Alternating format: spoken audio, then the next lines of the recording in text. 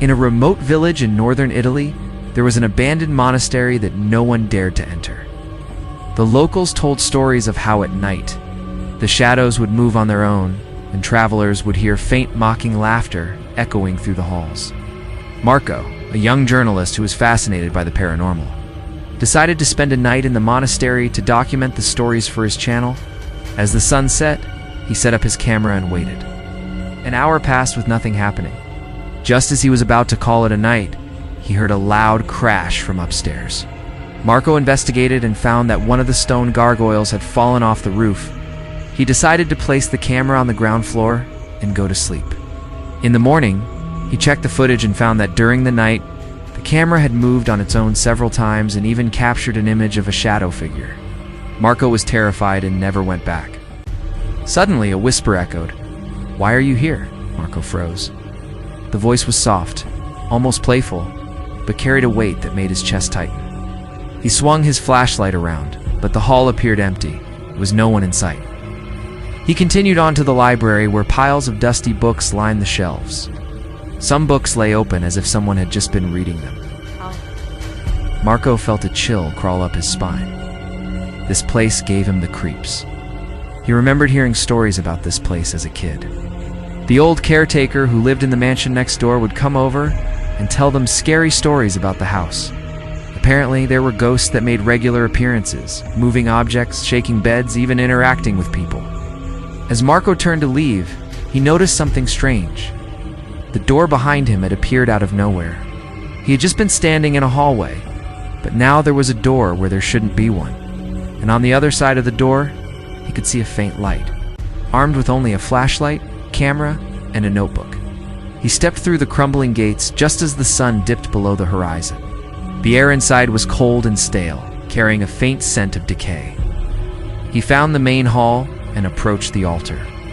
It was covered in dust and cobwebs, and the only light source was the beam from his flashlight, which revealed broken pieces of what used to be a beautiful stained glass window. As he moved deeper into the church, he noticed that the shadows shifted strangely, stretching and contorting along the walls. He continued on, his heart pounding in his chest, and reached the first pew. It was overturned, as if someone had been sitting in it just recently. He took a deep breath and began to write in his notebook. Just then, a floorboard creaked above him. He looked up to see a shadow falling over him. It was a tall, dark shape that seemed to be watching him. The old bookstore smelled like dust and regret. Marco ran his fingers over the spines of the books, their titles long faded. One in particular caught his eye, a leather-bound volume with no title. He opened it, and the words seemed to shift before his eyes, forming sentences in languages he didn't recognize. From the corner of his eye, he saw movement. A tall, thin figure glided across the room. Silent and ethereal, it moved with a strange grace. Marco stumbled backward, his heart pounding in his chest. But when he turned to face it, the figure was gone. He tried to shake off the feeling of dread that had settled over him. Maybe it was just a trick of the light. But as he turned back to the book, the words had shifted again, forming a new sentence. This time, he did recognize the language. "Beware," it said, "for I am the keeper of lost souls."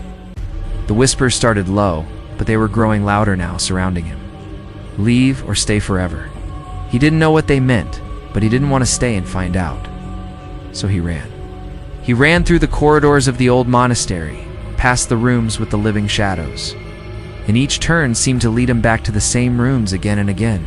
It was like the monastery was folding in on itself, the corridors twisting like a maze. And then he heard them behind him, those whispers. They were getting louder, more insistent. Leave. Or stay forever. He didn't dare look back. He just kept running until he collapsed into the chapel, gasping for breath, his heart pounding in his chest.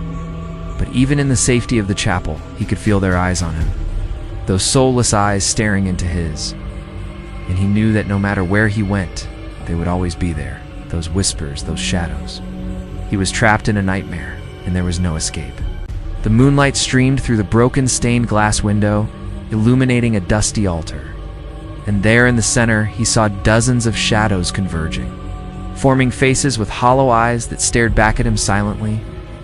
He tried to scream, but no sound came out. The shadows moved closer, enveloping him in a cold, suffocating darkness. In a final desperate effort, Marco raised his flashlight high, illuminating the faces around him. Some were snarling, some were crying, and some seemed to be whispering secrets to each other.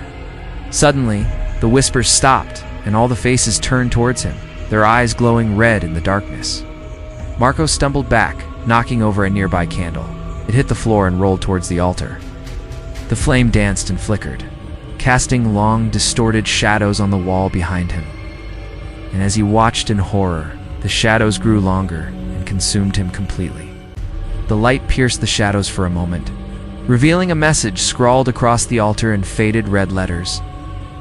"You are never alone." Trembling, he stumbled out of the hall and ran through the endless corridors. By the time he reached the main gate, the fog had swallowed the castle whole. When he looked back, it seemed smaller, almost unreal. He stopped running and turned to face the forest, the trees looming over him like gnarled fingers reaching for the sky. The wind whispered through the leaves, sending shivers down his spine. He was alone, completely alone, or was he? As he stepped into the clearing, the fog began to lift and the trees parted, revealing a path. A single ray of sunlight illuminated the ground before him, guiding him forward. He took a deep breath and started walking towards the light. Suddenly, a voice boomed through the trees. "Who goes there?" He froze in his tracks. Was he really alone? Or were the shadows playing tricks on him?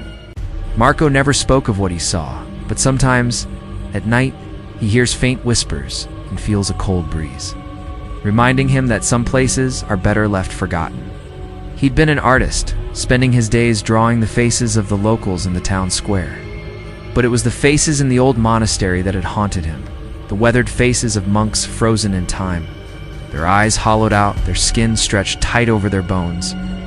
He'd filled a notebook with sketches of the faces he saw, convinced that the monastery held secrets beyond comprehension. But as the years passed, the memory of those eyes faded, leaving him with only the whisper of their voices in the dead of night. He could still feel the icy grip of fear as he turned the final page of the notebook, a warning to stay away from the dark and forgotten corners of the world. Thanks for watching. Subscribe to Creepy Nights for more chilling horror stories and spine-tingling tales.